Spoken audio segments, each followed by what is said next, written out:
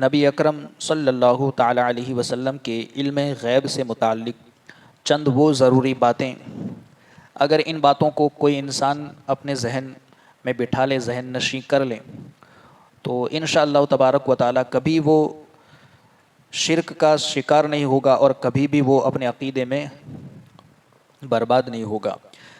یہاں حضور پر نور صلی اللہ علیہ وسلم کے علم غیب سے متعلق چند ضروری باتیں ذہن نشیں رکھیں کہ مسلمانوں کا عقیدہ اس بارے میں کیا ہے۔ یعنی علم غیب تو مانتے ہیں حضور کے لیے، مگر اس کے متعلق ہمارا عقیدہ کیا ہے یہ جاننا بھی ضروری ہے۔ اگر یہ باتیں آپ کے پیش نظر رہیں تو انشاءاللہ عز و جل کوئی گمراہ بہکا نہ سکے گا۔ امام اہل سنت اعلیٰ حضرت امام احمد رضا خان رحمۃ اللہ تعالی علیہ فرماتے ہیں، نمبر 1 کہ بے شک غیر خدا کے لیے ایک ذرہ کا علم ذاتی نہیں، یعنی اللہ کے علاوہ غیر خدا کے لیے علم ذاتی نہیں، اس قدر یعنی اتنی بات خود ضروریات دین سے ہے اور اس کا منکر کافر ہے۔ یعنی ایک ذرہ بھی اللہ کے علاوہ جن کے پاس مخلوق میں کائنات میں علم ہے تو وہ اللہ کا دیا ہوا ہے، ایک ذرہ بھی کسی کا ذاتی نہیں ہے۔ تو اللہ رب العزت کے جیسا کسی کا بھی ذاتی علم نہیں، ایک ذرہ کا علم ذاتی نہیں، اور یہ ضروریات دین سے ہے، اس کا انکار کرنے والا کافر ہے۔ نمبر 2 بے شک غیر خدا کا علم اللہ تعالیٰ کی معلومات کو حاوی نہیں ہو سکتا۔ یعنی نمبر 1 میں یہ بتایا گیا کہ ذاتی علم جو ہے وہ صرف اللہ کا ہے، اللہ کے علاوہ جن کے لیے ہم علم مانیں، انبیاء کرام ہو یا فرشتے ہو یا مخلوق میں بھی جس کے لیے ہم مانتے ہیں تو وہ ذاتی نہیں بلکہ وہ عطائی ہے۔ کسی کا بھی علم ایک ذرہ بھی ذاتی کسی کا نہیں ہے، سب کچھ اللہ کا دیا ہوا ہے۔ دوسرا کہ بے شک غیر خدا کا علم اللہ تعالیٰ کی معلومات کو حاوی نہیں ہو سکتا، اور اگر وہ علم ہے مخلوق کے پاس اللہ کے علاوہ جن کے پاس بھی، تو تمام مخلوق کا علم ملا کر بھی، تمام مخلوقات کی معلومات کو ملا کر بھی اللہ کے علم پر حاوی نہیں ہو سکتا۔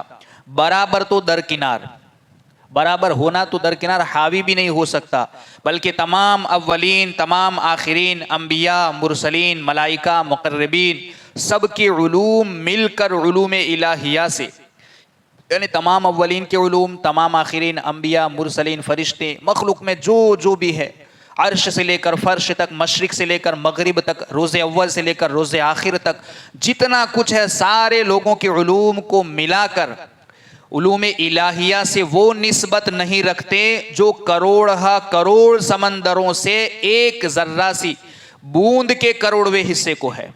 یعنی ایک سمندر نہیں، کروڑ سمندر کے سامنے ایک بوند کے کروڑویں حصے کو جو نسبت ہے وہ حیثیت بھی اللہ کے علوم کے سامنے ان تمام کی علم نہیں رکھتے۔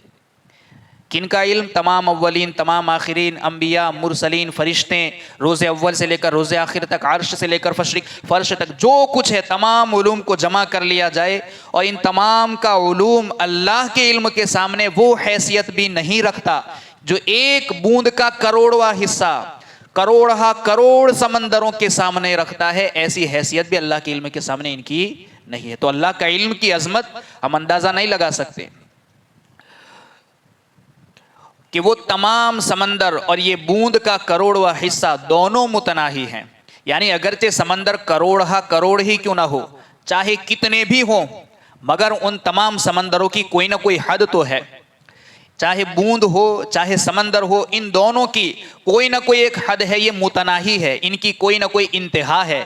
مگر اللہ کا علم غیر متناہی ہے، وہ تمام سمندر اور یہ بوند کا کروڑواں حصہ دونوں متناہی ہیں، یعنی ان کی ایک انتہا ہے، اور متناہی کو تو متناہی سے نسبت ضرور ہے، یعنی بوند کا کروڑواں حصہ ہو اور کروڑ سمندر، یہ بھی ایک متناہی ہے وہ بھی ایک متناہی ہے، تو متناہی کو متناہی سے تو نسبت ضرور ہے، مگر جبکہ اللہ تعالیٰ کے علوم وہ غیر متناہی در غیر متناہی ہے، یعنی اس کی کوئی انتہائی نہیں ہے۔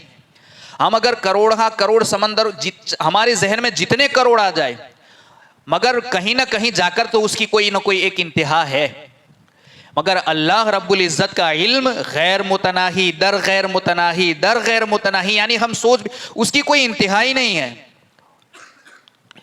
اور مخلوق کے علوم اگرچہ عرش و فرش، مشرق و مغرب، روز اول سے تا روز آخر جملہ کائنات کو محیط ہو جائیں، پھر بھی متناہی ہے.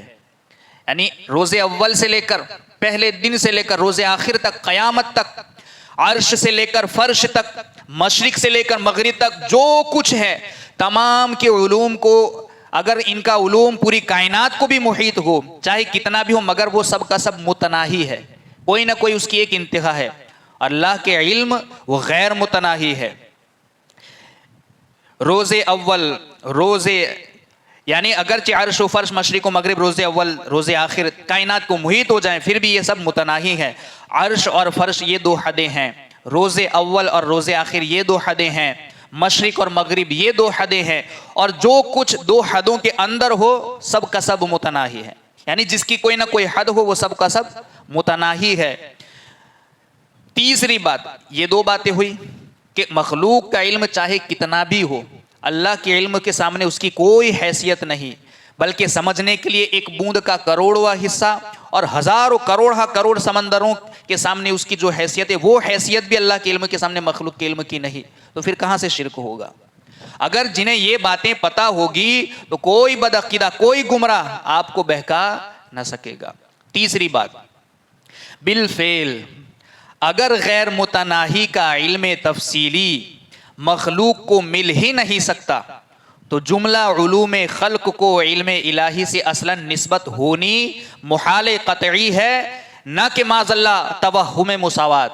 یعنی کہ جب اللہ رب العزت کا علم تفصیلی مخلوق کو مل ہی نہیں سکتا تو جملہ علوم خلق یعنی مخلوق کا جتنے بھی یا تمام کا تمام علم مل کر بھی اللہ کے علم کے سامنے اس کی کوئی حیثیت ہے ہی نہیں، اصلاً کوئی نسبت نہیں، نسبت ہو ہی نہیں سکتی. اس کا ذاتی یہ عطائی کہاں سے نسبت ہوگی؟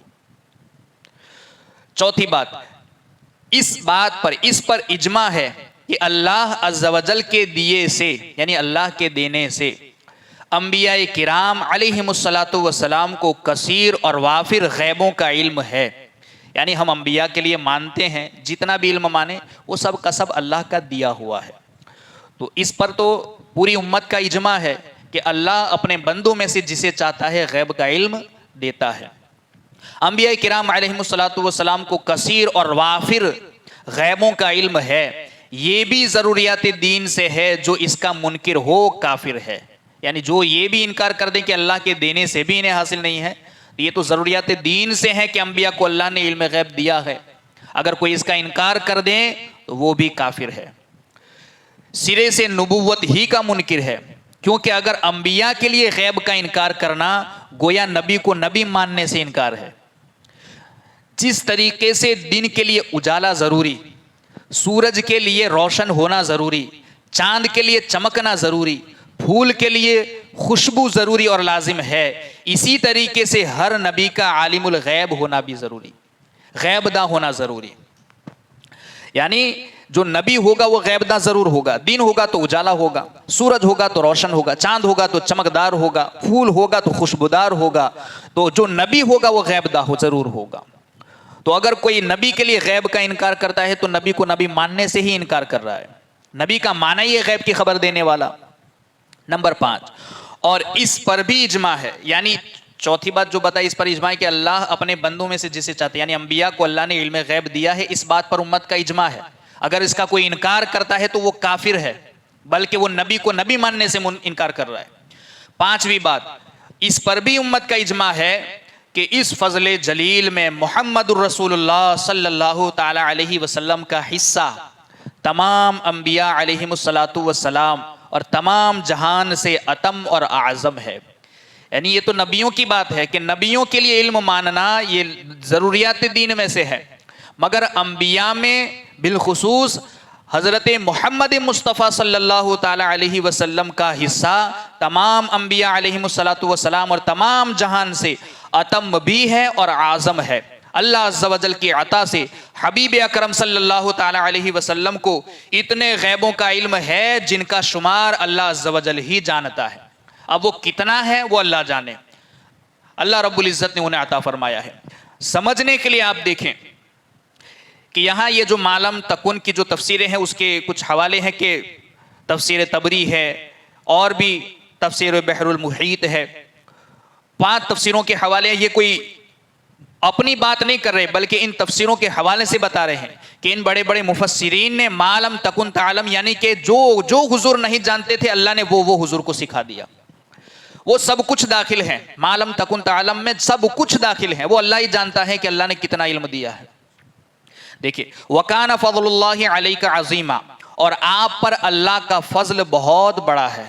اس میں بھی امام فخر الدین رازی رحمۃ اللہ تعالی علیہ فرماتے ہیں کہ اللہ تعالیٰ نے پوری مخلوق کو جو علم عطا فرمایا اس کے بارے میں ارشاد فرمایا وَمَا أُوتِيتُم مِّنَ الْعِلْمِ إِلَّا قَلِيلًا۔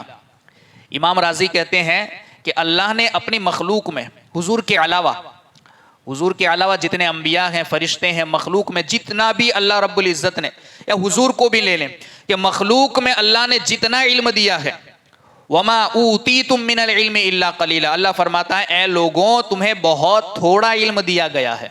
یعنی اللہ نے مخلوق کو جتنا دیا، وہ جتنا بھی ہم سمجھ نہیں سکتے کہ کتنا ہے، مگر جو بھی دیا ہے اللہ کہہ رہا ہے تمہیں میں نے بہت تھوڑا علم دیا ہے۔ اسی طرح پوری دنیا کے بارے میں اللہ رب العزت نے ارشاد فرمایا قُلْ مَتَاعُ الدُّنْيَا قَلِيلٌ، اے حبیب تم فرما دو کہ دنیا کا ساز و سامان تھوڑا ہے۔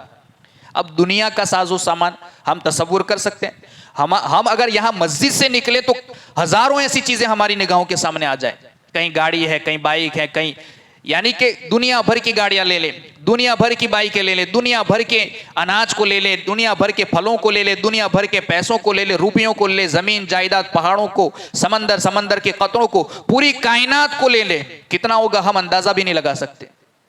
اللہ کہہ رہا ہے کل متاع الدنیا قلیل، یہ جو ہے وہ سب کا سب تھوڑا ہے۔ تو اللہ کا قلیل ہم سمجھ نہیں سکتے کہ وہ کتنا ہے۔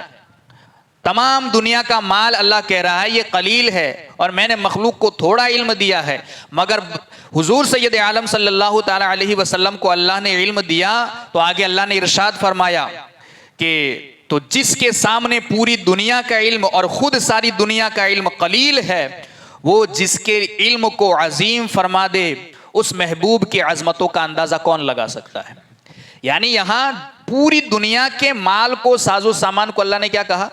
تھوڑا کہا، اور محبوب کو علم دیا کیا کہا؟ وَعَلَّمَكَ مَا لَمْ تَكُنْ تَعْلَمْ، محبوب جو آپ نہیں جانتے تھے ہم نے وہ آپ کو سکھا دیا۔ وَكَانَ فَضْلُ اللَّهِ عَلَيْكَ عَظِيمًا، اللہ نے آپ کو عظمت والا بڑا فضل اللہ نے آپ پر فرمایا۔ تو جو اللہ دنیا کے مال کو قلیل کہہ رہا ہے وہ اللہ اپنے محبوب کو علم دے کر انہیں عظیم کہہ رہا ہے، تو ان کی عظمتوں کا اندازہ کون لگا سکتا ہے؟ یہ مختصر سی گفتگو تھی۔ اگر ان باتوں کو کوئی مومن اپنے ذہن میں بٹھا لیں اور ذہن نشی کر لیں تو انشاءاللہ تبارک و تعالیٰ کوئی گمراہ آپ کو بہکا نہ سکے گا۔ یہ وہ باتیں ہیں علم غیب کے متعلق کہ اللہ رب العزت کا جو علم ہے اس کے سامنے مخلوق کے علم کی تو کوئی نسبت ہے ہی نہیں، وہ غیر متناہی اور یہ سارا کا سارا متناہی۔ یہ متناہی بھی ہم سمجھ نہیں سکتے کتنا، مگر جتنا بھی ہو وہ اس کی کوئی نہ کوئی حد ہے، وہ اللہ کا دیا ہوا ہے۔ یہ عطائی ہے چاہے جتنا بھی ہو، وہ اس کا ذاتی ہے، کوئی نسبت ہے ہی نہیں۔ تو یہ ایک شرک نہیں، اللہ کے دینے پر اگر کوئی پابندی لگائے گا، اللہ اپنے بندوں کو چاہے جتنا دے دے۔ میں اور آپ کون ہے کہ اس کی کوئی حد متعین کر دے کہ اللہ نے اتنا ہی دیا یا یہ اتنا ہی جانتے ہیں؟ میں اور آپ کون ہوتے ہیں کیا اللہ کے دینے پر بھی ہم پابندی لگائیں؟ اللہ اپنے بندوں کو جتنا چاہے دے دے، وہ عظیم فرما دے۔ اللہ رب العزت کی بارگاہ میں دعا ہے کہیں سنی باتوں پر ہم سب کو عمل کی توفیق عطا فرمائے۔ اللہم ربنا نور قلوبنا بالقرآن وزین اخلاقنا بالقرآن ونجنا من النار بالقرآن وادخلنا فی الجنة بالقرآن۔